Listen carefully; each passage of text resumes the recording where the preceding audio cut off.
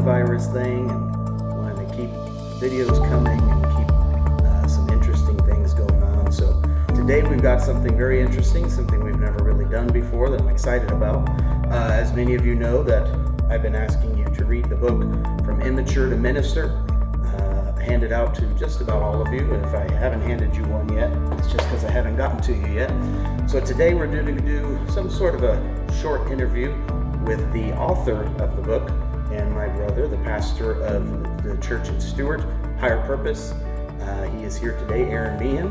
What are you doing? Very good, very good. Good. Happy to be here. We've been talking about your book some and having the youth read the book, and I read it a few years ago and kind of browsed through it from time to time. It's definitely been an influence to me, learning kind of once I started coming out of my shell of worldliness and trying to change and trying to live and write and learn how to be used by God. It was definitely a blessing to me. So we're going to talk a little bit about the book today. Obviously, this is not a substitute for reading the book. Still want you to read it. We're just going to talk a little bit about it and about the what kind of testimony the author had that brought him to the place where he is today. So I think we start off, Jesus in the parable of the prodigal son is a line that I love, that he says that the prodigal son came to himself. Basically, in that mud pit with the pigs, he realized, why am I living this way? There's something so much better. So I wonder if you could just kind of talk about that time in your life a little bit. Kind of where were you emotionally and spiritually? What brought you to the point where you said, something's got to change, something's got to happen? Well, I had, for a couple of years, I had really pursued after something that didn't satisfy me as I thought it would. I think almost everybody, especially when you're young, that, you think that popularity is going to fill some sort of void, and having friends, and, you're really just trying to figure out your place in the world. And there's a story that I tell in the book about a corduroy pants, and, how I desired to get a pair because I knew everybody else was doing it, and I just wanted to fit in. I grew up just kind of a misfit, and just really wanted to fit in. And when I felt like I accomplished that, I felt like I had many friends, I had, relationships, I had all these things. All of a sudden, that stuff didn't satisfy me. It didn't make me happy like I thought it was going to make me happy. I thought, man, all I needed was just a whole bunch of friends and I'll be set. But in reality, when I got a whole bunch of friends, it just made me depressed and disappointed. I remember laying in bed at night thinking to myself, what is the point? I mean, am I living just to hang out with friends? And then, hanging out with friends is just so that I can live. And it's just, I felt like my life didn't mean anything. And certainly there were people who cared about me. And I was appreciative of that. But at the end of the day, I just grew very depressed. And even with all these friends, I was lonely. And really, that was the main catalyst to me making that change in my life. I just wasn't satisfied, and I needed something that could satisfy me. Yeah. Right, yeah. We definitely, all have to come to a point at some point in our life. Usually, hopefully, that happens young and early, but we come to a point where we realize, we've heard it said so many times that the world's not going to satisfy you, the world's not going to make you happy. And there's just something in us as humans, we don't believe that until we experience that. Right. And unfortunately, as they say, learn the hard way. So many of us have to learn the hard way. But whether we do learn that the hard way, or we, stay strong, either way, God is merciful. And no matter where we are, no matter how bad our life may seem, once we give it to Him, we find so much more peace and joy. So talk about the process a little bit when you gave your life to God. I know you've talked about before how you basically said, I'm going to do my best here, and if it doesn't work out, I'm going to give my all to the world. But then God proved Himself, and He came through. So what was it like, that process of coming out of the worldliness and learning how to live right. As we grew up in church, we were in church all of our life, but to say we were Christians all of our lives is absolutely untrue. So what was it like trying to learn how to lay down the things that were bad for you and pick up the things that were good for you? Was it a quick process where it just was easy, you just got rid of everything, or was it something you had to kind of learn over time? Oh yeah, it was a process. Yeah. I think the Bible talks a lot about sanctification, and that word basically just meaning the process of becoming holy and like Christ. And there were things that immediately I knew held me back from God. Those things I had to cut out of my life just immediately. When I made that decision, and yes, I said to God, I'm going to give you my all, and if you don't work out for me this time, I'm going to go and do everything I know I'm not supposed to do. And I told God I would commit suicide. I would take my life because there was no satisfaction. I was completely depressed and lonely. But God did work out for me. I mean, I had some core principles that I set right away. And thankfully, I already knew those things were important, just because, like you said, we grew up in church. We knew somewhat the ideas. Some of the things I did was I committed to church. I was going to take church very seriously. I could receive the same word sitting in the front row as I could the back row, but in my mind, I needed to establish myself and say, I'm going to be here. I'm going to worship God. So I made myself sit in the front row. I made myself go down to the altar every single time. I made myself get a prayer life. I made myself start reading the Bible and doing that. And then on top of those very just basic core values that I needed, like you said, I needed to get rid of some things too. I stopped the music I listened to. I knew right away I needed to start listening to something different. The people I was hanging around, even though, and I'm sure we'll talk about this a little bit later, the youth group at the time, it wasn't that they were absolutely horrible people, but certainly weren't seeking after God. And I knew when I got around those people, I became something that I didn't want to be anymore. I couldn't continue to be the man of God that I wanted to be when I was around those people. So I had to, even if just only for a time, I had to really seclude myself and remove myself from the presence of a lot of those people. And this was, of course, a very unpopular thing to do. And I got a lot of issues with it all around, but that was something that I needed and for a time so that I could grow strong enough within myself that even if I was to be around them and they were tempting me or I was tempted to do something, I needed the strength to be able to say no. Yeah. And I only could get that with a time of secluding myself and being alone, serving God. Right, yeah, so that definitely leads, kind of the next question was, as you said, when you really made that commitment and made that decision, it was definitely at the time not a popular thing in the youth group.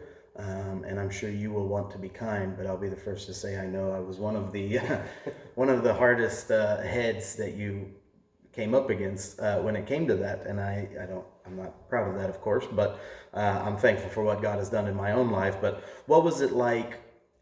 Talk a little bit about what was it like being in, it's a church, it's a youth group, we're supposed to be building each other up in God, but what was it like kind of feeling like you were one of the only ones, seemingly one of the only ones that really wanted to live for God? Now we would, even at our worst, we would find ourselves in the altar on Sundays and sometimes recommitting ourselves. But as soon as Monday hit, we were right back to the same old rebellious lifestyle. So what was it like trying to maintain that and to change and to live right amongst that? What kind of things did you have to do to get yourself there? Like you said, we had seasons, and there were times when I can think of several times our group, I remember one night in particular where one of us just said, you know what, guys, let's just go down to the altar and let's just really pray. And we all went down there and we prayed, and it was like, I'm sure, our parents, the pastor was thinking, this is it, this is revival time.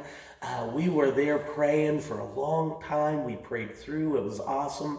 But Monday morning, we were back the same. Yeah. And I knew that was a risk for me, as it is for everybody, to have a momentary change or just a momentary reaction, and to do that. And I didn't want that. So what I had to do was I had to slingshot. I went from this position all the way over here. And like you said, it wasn't a popular position. Even today, I will look back and say I was too far over there in some areas. But I had to do that. I needed to go from apathetic to zealous. I needed to become somebody who was just absolutely on fire for God, or else I knew I was going to fall right back into the same stuff. So that's one thing I had to do. I had to become zealous for God. I had to, again, set some principles and do it. And because my downfall originally was seeking approval from people, that was my original downfall. I think that's where I grew stronger in at that point, where I said, I'm not going to care about other people's approval. I'm gonna live for God all the way. And if somebody else doesn't like it, then I don't care. I'm still gonna do it. I'm gonna go down to the altar. I don't care if I don't have a friend. Now, I'm saying all that very lightly, but in reality, it was the hardest thing I ever did. Even to this day, I will say living for God in that kind of an environment was the hardest thing that I ever did. If you read the book in chapter 6, I believe it is, I talk extensively about this topic, and really, it came to the point, and I talk about this in the book, where I was ready to run away. You can imagine, I'm wanting to live for God, so in order to live for God, I'm wanting to run away.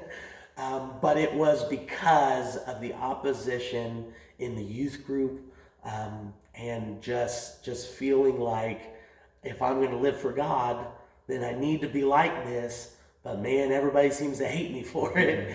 And at the end of the day, I did have to learn to be humble, and I did have to learn those things. But it was really my zeal for God that separated me, helped me just to kind of step back and not care about anybody else's approval, just God's approval. And that helped me in the long run, for sure. Right. Yeah, that's so important. Jesus, we've talked a lot about recently in different conversations I've had with people. Jesus said that, and they reject you, they're not rejecting you, they're rejecting me. And it's very difficult not to take it personal and not to get hurt and upset when people reject us, but we have to learn and understand that if we have any kind of example, Jesus is the perfect example of what truly giving your life into this can happen. But I'm thankful, obviously it's never as bad as Jesus went through. But yeah, sometimes we do face rejection and we face opposition. But of course, Jesus always gives us the strength to overcome those things. So talk a little bit about, you've made the commitment, you're living for God. I know you started doing more like youth camps and stuff like that. Talk about the time, if you can, if there was like a one certain kind of moment, a specific moment where you knew you were called by God into some sort of ministry, or was it something that kind of you knew all along and it just kind of kept coming up? Talk about that a little bit. For me, I think it was a lot different than for a lot of people. That's not to say my story's better or lesser.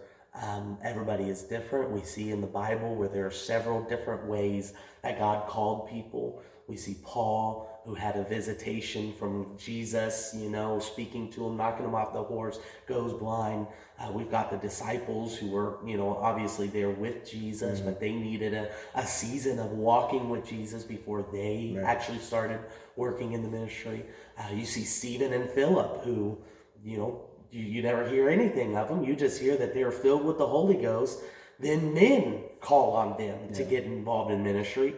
All of a sudden, they're walking around performing miracles and healings, and Philip's out there preaching and saving, hundreds of souls. And so we see there's such a diversity in it. For me, I had kind of grown up knowing I was called. My parents had a prophetic word before I was born that I would be called. So they kind of installed that in me. Even when I was in my rebellious time, if you asked me, what am I going to do with my life? I'd even tell you, I'm going to be in the ministry at some point. So that was never really something that wasn't planned or wasn't going to happen. I knew it was going to happen, but it also wasn't something that was personal yet. That was just a distant thought. Yeah. Oh yeah, this is going to happen. Right. For me though, it was about 3 or 4 months after I had recommitted my life to God. I remember I was just so hungry for the Lord. I went into the bedroom and just started praying and just sought after him. I prayed and said, God, I want more of you. I was so hungry for more of God, so hungry to see something in the spirit, so hungry to do that. And again, not everybody's going to have this experience, but I did have an angelic visitation, or at least a vision of an angel that came and began to speak to me. And at certain point, I had a Bible in my hand, and that angel had a sword in his hand. He raised it up and he said, "This is my sword." And he looked at me, and I looked at that sword, and he said, "And that's your sword." He said, "You're called to preach the gospel." And it was at that point, obviously, that I knew for sure. This went beyond just, I think this is, and all that, but I knew for sure this was it. This was God's calling. Now, was I always confident in that? No.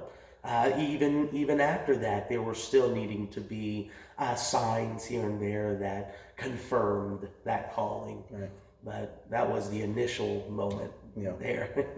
There's definitely a very wide variety of ways. Some people get that prophetic word spoken to them. Some people hear the voice of God in a rumbling. Some people see it written on walls. Everybody's got different experiences, but in some way or another, God calls us. Right. And he gets to us. And when we're hungry, when we're passionate, he gets to us. Love you all. We love you. We appreciate you checking us out. Don't forget, Wednesday we're going to be doing lesson 1 of Fruit of the Spirit.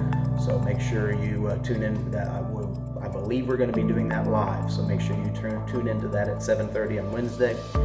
Love you all. Stay safe. You all have my number. Most of you do. If you don't, you can message me some other way. But let me know if you need anything, if you need any help or anything at all. We're here for you. We love you. Thank you all for watching.